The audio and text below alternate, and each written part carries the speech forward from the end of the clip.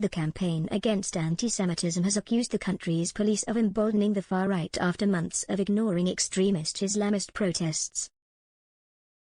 The furious condemnation of the police piles pressure on both the government and officers, as they face a barrage of criticism over claims of two-tier policing.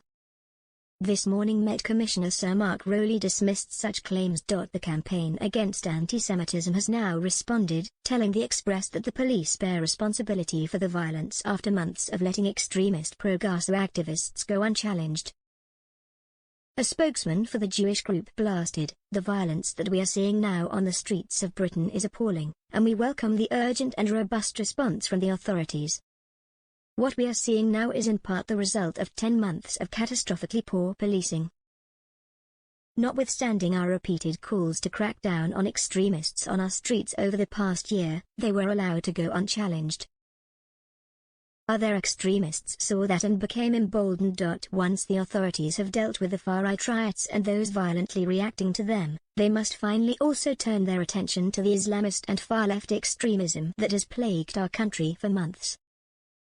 In 2022, the Campaign Against Antisemitism also reacted with fury when the Crown Prosecution Service dropped charges against 4 men accused of driving to a Jewish area in North London and shouting, "Fuck the Jews. Fuck their mothers, rape their daughters." The rebuke of the Met Chief's dismissal comes after Reform UK MPs pointed to an interview by a senior West Midlands officer, whose response to Monday night's Muslim violence was pointed to as proof the police are being more lenient towards them.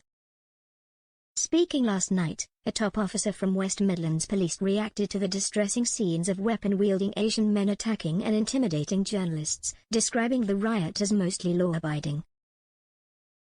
He said, "The vast majority of people who attended that protest yesterday did so law-abidingly, and did so with the right intentions.